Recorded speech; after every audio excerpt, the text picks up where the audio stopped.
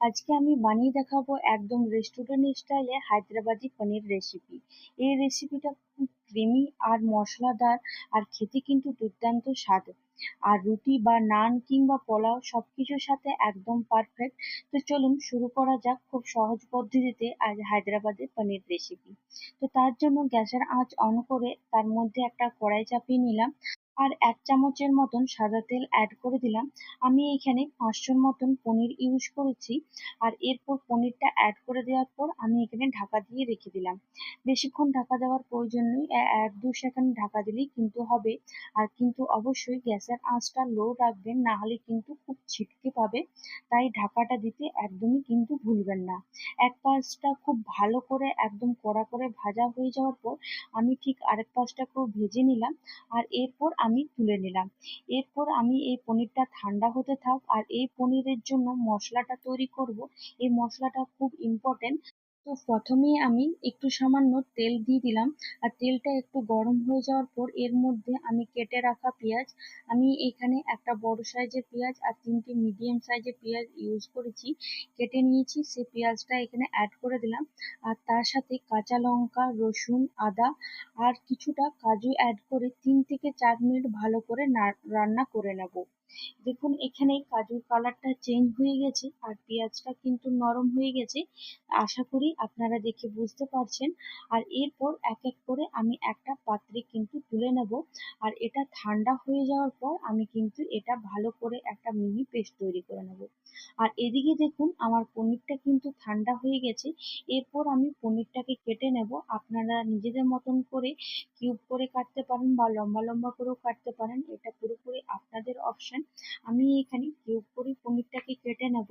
আর অবশ্যই কিন্তু পনিরটা একটু কড়া করে ভাজার চেষ্টা করবেন। যেভাবে আমি আপনাদেরকে দেখালাম ঠিক সেভাবে কিন্তু ভাজলে দুর্দান্ত কিন্তু টেস্ট আসবে। আর এটা নরম কি করে হবে সেটাও কিন্তু আপনাদেরকে দেখাবো। এখানে আমার সব পনিরগুলো এক এক করে কিউব করে কাটা হয়ে গেছে। এরপর আমি এখানে আগে থেকে গরম জল হতে দিয়ে দিয়েছিলাম, সেই গরম জলটা একটা পাত্রের মধ্যে অ্যাড করে দিলাম। আর তার সাথে আমি সামান্য একটু হলুদ গুঁড়ো আর একটু সামান্য লবণ অ্যাড করেছি।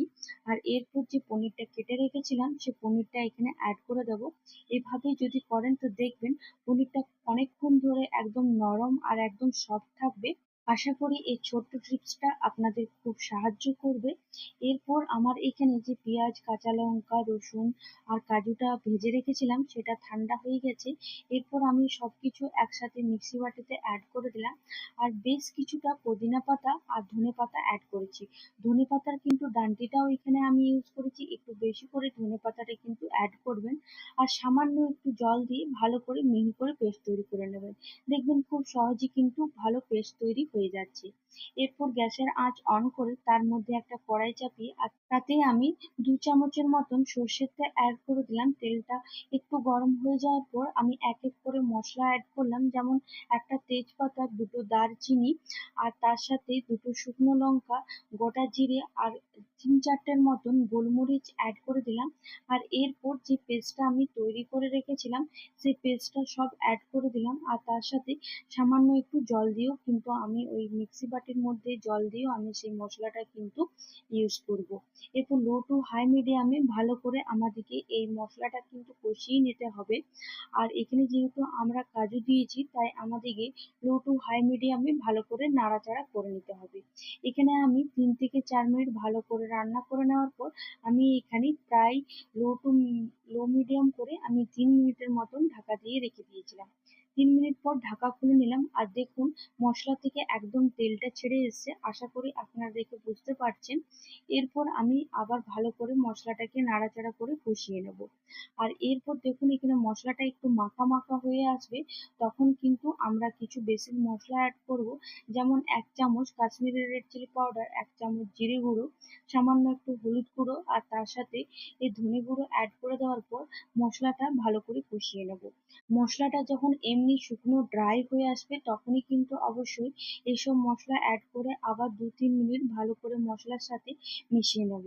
আর আমরা এখানে যেহেতু টমেটো ইউজ করিনি, তো এখানে আমি টক দই ইউজ করব। এই টক দইটা ইউজ করলে একটু টক টক ভাব আসবে, মানে সবজিতে কোনো কিছু খারাপ লাগবে না, কিন্তু যেহেতু টমেটো দিইনি ওই টমেটোর টেস্টটা কিন্তু এই দইয়ের মধ্যে আসবে। তাই আমি এখানে দইটাকে অ্যাড করে দিলাম, আর এরপর মশলার সাথে ভালো করে মিশিয়ে নেব, যাতে দইটা ভালো করে মিশে যায়। আর যখন দই অ্যাড করবেন তখন অবশ্যই গ্যাসের আঁচটা একদম লো রাখবেন, আর তারপর কন্টিনিউয়াস কিন্তু আমাদেরকে ভালো করে মিশিয়ে নিতে হবে। দেখুন এখানে আমার দইটা খুব ভালো করে মেশানো হয়ে গেছে।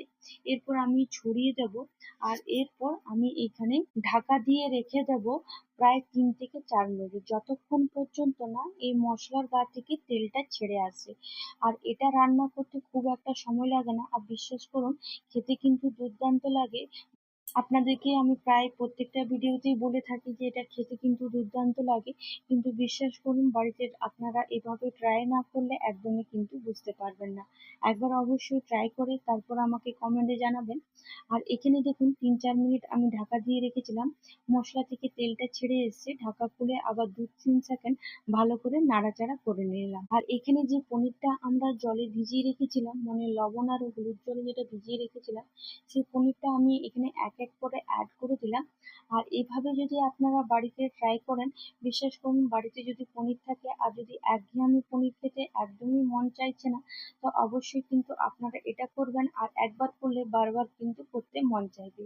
এখানে আমি হলুদ আর লবণ জলটা অ্যাড করে দেবো। আমি মশলা কষার সময় কিন্তু আমি লবণটা একদমই দিইনি, কম দিয়েছিলাম। আর হলুদটাও আমি বলেছিলাম সামান্য একটু হলুদ দিয়েছি।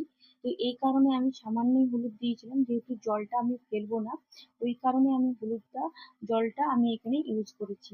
ভালো করে মিশিয়ে নিলাম, আর এরপর আমি এখানে আরো 2-3 মিনিট ভালো করে কষিয়ে নেব, আর লো টু হাই মিডিয়ামে কিন্তু এটা রান্না করব।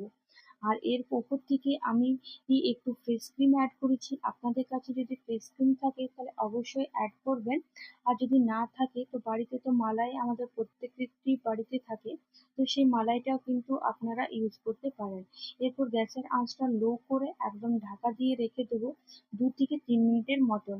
2-3 মিনিটের পরে দেখবেন আপনারা ঢাকা খুলে একদম তেলটা ছেড়ে এসছে। আর দেখুন এখানে 2 মিনিট হয়ে গেছে, ঢাকা খুলে নিলাম, আর মশলা গা থেকে একদম তেলটা ছেড়ে এসছে, খুব সুন্দর কিন্তু একটা গন্ধও বেরিয়েছে।